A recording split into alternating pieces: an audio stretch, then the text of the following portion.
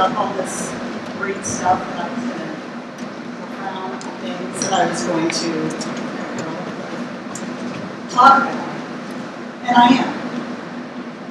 But I walked in here to do my little sound check, and I was kind of overcome with emotion. I was only here at Andrews for 3 years. I was in every single musical and every single play, every single choral group known to man. And I looked up on the stage and I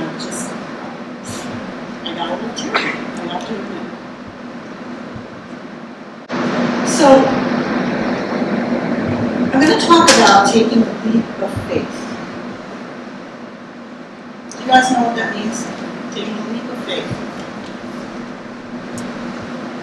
So everything for me as a kid was pretty much determined when I was young that I was going to be a musician. I was going to be a professional classical musician. I knew it at age 6. When I would sit there, my brother was taking piano lessons, and I would hide around the corner and listen to my brother play or not play. And we had a very strict Russian teacher. And he would leave, and I would get up on the piano bench at 6 years old and play exactly what she told him to play. So my parents thought for a long time that it was him practicing. And he used to pay me his allowance to keep quiet for a while, and then the ruse was up. So all the expectations that I had about being a musician after I left Baldwin Wallace, after I left Andrews, I surrendered all that to take a huge leap of faith for myself. And that happened several times throughout my life. So I grew up outside of Buffalo, in a little town called Chautauqua, New York, resort town. So in the summertime, there was like 30,000 people, and in the wintertime, it was like 5,000 people. It was dead.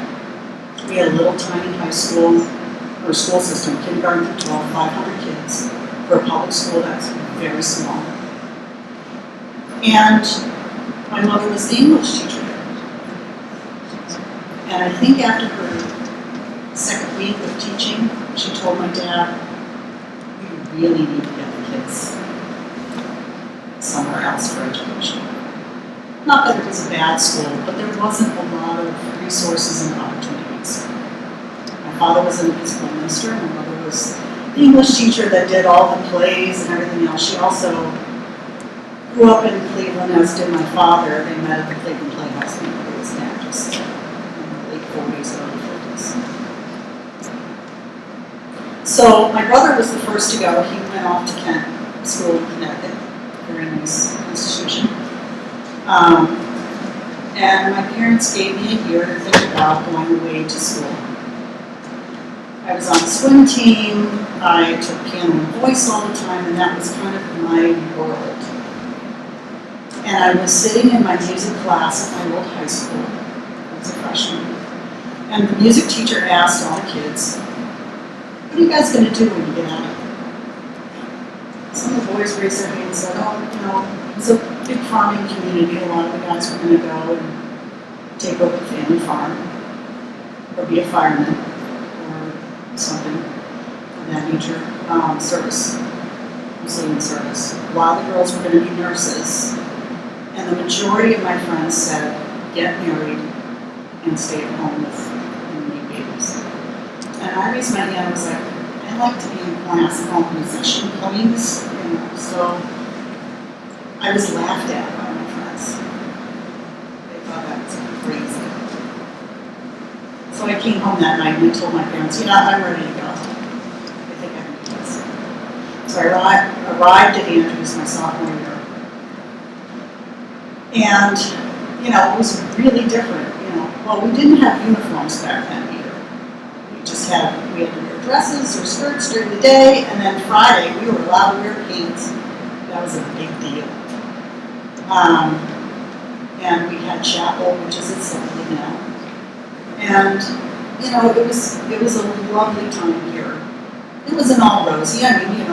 We had each other. We really had a family to rely on each other. The house parents were I would say the majority of the house parents were over the age of 70, and so they were, that was an interesting time. There was a lot of fun times. So, as I said, I had to leave the musical, and things were great. 79 came, 1979, and graduated. I auditioned for 3 or 4 music departments in colleges, and I chose Walden Walls. Went to Walden Walls, and really had it was immersion. It was just total immersion into the music world, into a conservatory program. I do credit my teachers here at Andrews for giving me a huge advantage of going into a music conservatory. I tested it, so when you go into the music program, you have placement tests for music theory, piano, that kind of thing. I was placed in the highest level as a freshman in music theory, and that was because of what I learned here at Andrews. And my opera selections were complimented, and by the jury, and I got into BW. I then, after BW, I then kind of didn't know what I was going to do. I auditioned everywhere in Cleveland. I had to find a job. I wanted to be a job as a musician, and really, there wasn't a lot of opportunity. And my best friend from Walden Walls, who had transferred to Boston University for arts management, said, "Come to Boston, there is so much opportunity here." So that was my first leap of faith. Leaving my mom, I could come back here and have all my high school friends who were day students who stayed in the area, my college friends. I knew one person in Boston. So I took a leap of faith. And I packed up my little car and I drove to Boston. I lived for 2 weeks on my friend's couch, 2 blocks down from Fenway Park, so that was a fun time, and I became a die-hard Red Sox fan to this day. And I auditioned. Now the one thing, the sage advice that my mother gave me that was pretty, I want something very profound as I was leaving Cleveland and going off into this new adventure at the old age of 21. And she said, "Yes, dear, whatever you do, please get a job that offers health insurance." And I thought, thanks for the profound wisdom, Mom. But I will say, in hindsight, she was right. So I auditioned. I got some jobs. I was in the Masterworks Chorale, the Emmanuel Singers. The Emmanuel Singers was a very cool group. They did every single Bach cantata in order. They just started at the beginning of the year, and every month you sang one. So that was right in my wheelhouse.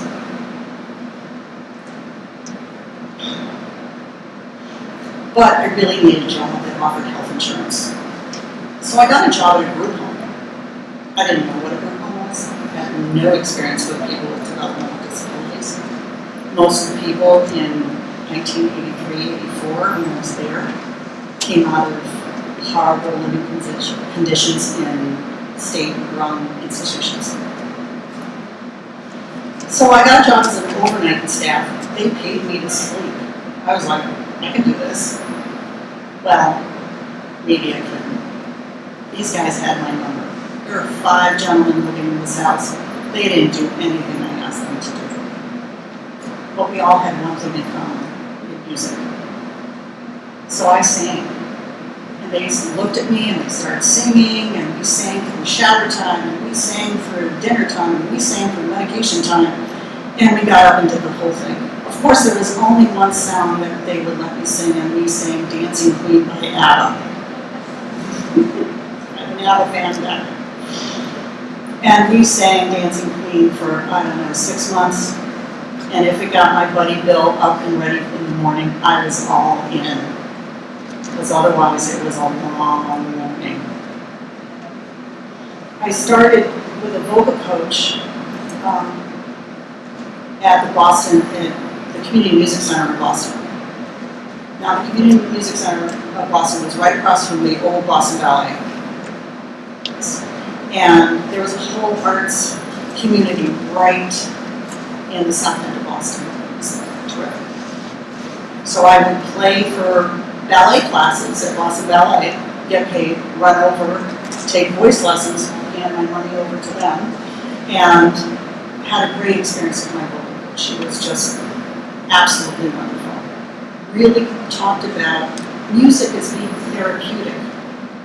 I was just talking to Mr. Lewis's class and talking about how singing shows on any instrument all your vulnerabilities, all your insecurities, because you are the instrument.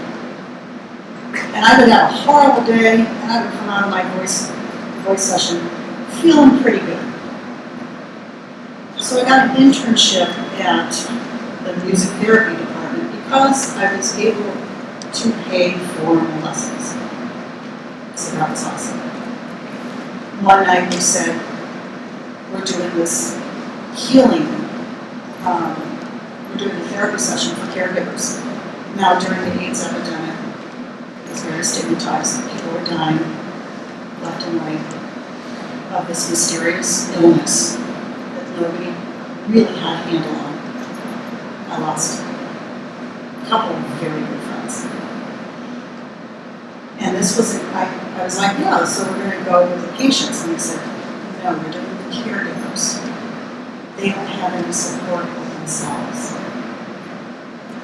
It was an evening where I finally realized that music has so much more. If you're playing to perfection and you want to be perfect all the time, which you will, as a performer, never attain. It's just, I had a vocal coach that said God gives you 3 perfect vocal days per year, and none of them are when you need it the most. So rely on your technique. And I realized in that evening, just seeing these mothers and grandmothers and sisters and brothers and partners and friends who they're caring for, these people who are dying in their arms every day, how much music affected them. The next day I was in a rehearsal at the Boston Symphony Hall. And we were doing Carmina Burana, which is a word piece. And the conductor started berating the orchestra, especially this one French horn player. Now, A, French horn, hard enough to play. B, this guy had just as much training as this conductor. And I was thinking about my time with the caregivers the night before. And I never went back to performing after that performance. There's so much more from music for me than performing. It's not about me. It's about what music you give back. And so I got a master's degree at the University of Massachusetts. And I started my journey in social work. I still remember singing, every time I hear Dancing Queen, I'm just thinking of those guys in the morning, getting ready for work, or their date with getting in the van, singing Dancing Queen to make sure they got in there. And I was like, that's what music is all about. Finally dawned on me. So I worked in the homeless unit in downtown Boston. I can always find certain individuals in the subway because I know what song they're singing. And I was like, Margie, I thought that was you. And she was like, yeah. Let's go to the show. So I always question myself if I did the right thing. My dream of taking that leap of faith and changing directions, singing when I was sagging. And I was listening to a podcast by Yo-Yo Ma, who is a world famous cellist, and knows Yo-Yo Ma. lives in the Boston area. Actually, I lived next door to my local coach for a while. And the podcast he was talking about was playing to perfection, how perfect he had to be. And he was always looking for that perfect performance. And there was one point where he was playing, and he said, "This is a perfect performance, and I'm bored out of my mind."